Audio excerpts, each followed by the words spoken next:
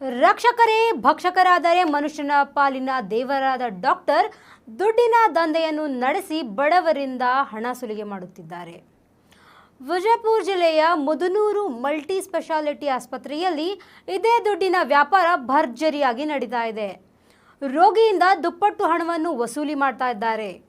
ಆಸ್ಪತ್ರೆಯಲ್ಲಿ ಸುಲಿಗೆಗೆ ಒಳಪಟ್ಟ ವಿಕಾಸ್ ಜೈನ್ ರವರು ತಮ್ಮ ಅಳಲನ್ನು ಸ್ವರಾಜ್ ಎಕ್ಸ್‌ಪ್ರೆಸ್ ಮುಂದೆ ತೋಡಿಕೊಂಡಿದ್ದಾರೆ. ಚಿಕಿತ್ಸೆ ಸಮಯದಲ್ಲಿ ಮನಬಂದಂತೆ ಬಿಲ್ಗಳನ್ನು ಬರೆದುಕೊಡುತ್ತಾರೆ. ಯಾವುದಕ್ಕೂ ನಿಖರವಾದ ಬಿಲ್ಲನ್ನು ನೀಡುತ್ತಿಲ್ಲ. ಕೇಳಿದರೆ ಸರಿಯಾದ ಬಿಲ್ಲನ್ನು ಕೂಡ ಕೊಡುತ್ತಿಲ್ಲ.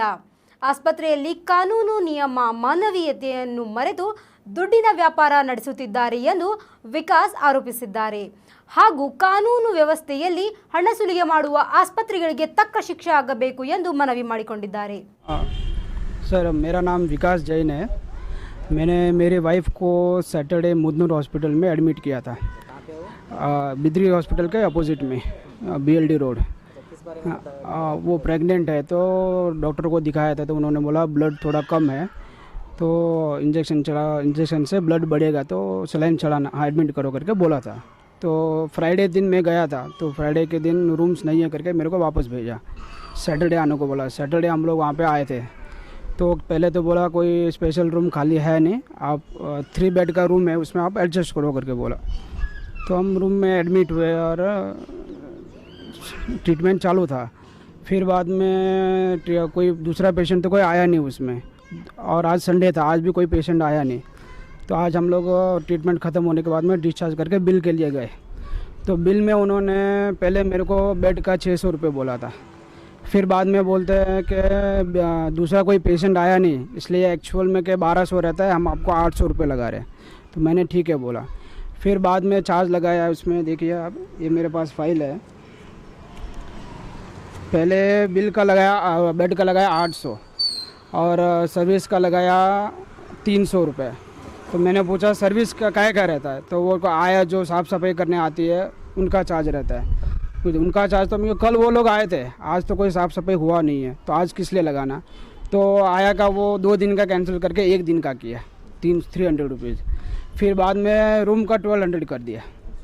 तो मैंने उनसे झगड़ा किया कि भाई आप ऐसे क्यों कर रहे हो करके. नहीं ये ऐसे ही है हमारे हिसाब से, सर ने जो बोला हम वो करेंगे करके बोला. फिर मैंने उनसे पक्का बिल मांगा तो पक्का बिल हमारे पास तो नहीं है, हमारा यही बिल है.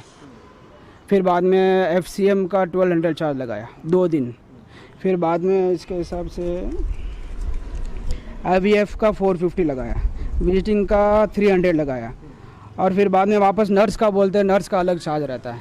फिर IVF का भी चार्ज लग गया है सर. और बाद में ये विजिटिंग का अलग से चार्ज लगाया है. और फिर बाद में इंजेक्शन का और वापस अलग से 300 रुपये लगा रहे हैं. वो दिया ही नहीं. हाँ इंजेक्ट करने अभी सर्विस चार्ज में या तो सर्विस चार्ज लो या इंजेक्शन करने का ये FCM का चार्ज लो. वो भी चार्ज अलग से ले रहे हैं और ट्रीटमेंट सही नहीं मिला. हाँ ऊपर से बिल ज़्यादा ले रहे हैं. और बिल पक्का बिल देने के बाद में बोलते देना तो बोलते हैं मेरे को, बोलते हैं ऐसा तुम इतना किरकिरे करते रहे तो मैं तुमको एडमिट ही नहीं करता था. हाँ. और फिर मैंने बोला भाई एडमिट क्यों नहीं करोगे, मैं स्टार्टिंग से मैं आपके पास ही ट्रीटमेंट ले रहा हूँ तो आप किस हिसाब से बोलते हैं मेरे को. आप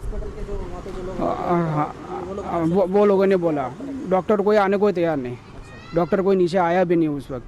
तो अभी मतलब आपको दिक्कत क्या है कि उन्होंने आपके साथ बदतमीजी की, बिल ज़्यादा लगाया और पक्का बिल देने को तैयार नहीं. नीचे उनका खुद का मेडिकल है, उधर भी वो लोग पक्का बिल देते नहीं है. और अपोज करने जाते हैं तो बोलते क्या करना कर लो. हाँ मेरे को उधर उसने धमकी दे के भेजा है कि ये मारती मार को, ऐसा बोल के भेजा मेरे को. मतलब इस बारे में अपने DHO वगैरह को कुछ बताया? किसी का कुछ नहीं बोला. किसी को कुछ नहीं बोला. क्या चाहते हैं कि मतलब मेरे को कुछ भी नहीं चाहिए. मैं इतना चाहता हूँ कि देखो मैं पढ़ा लिखा हूँ, मैंने बिल पढ़ा. वहाँ पे खेड़े के लोग भी आते हैं जिनको पढ़ना नहीं आता, उनके साथ वो लोग क्या करते होंगे, उनके पास से कितना पैसा लूटते होंगे, उसके बारे में इंक्वायरी करो.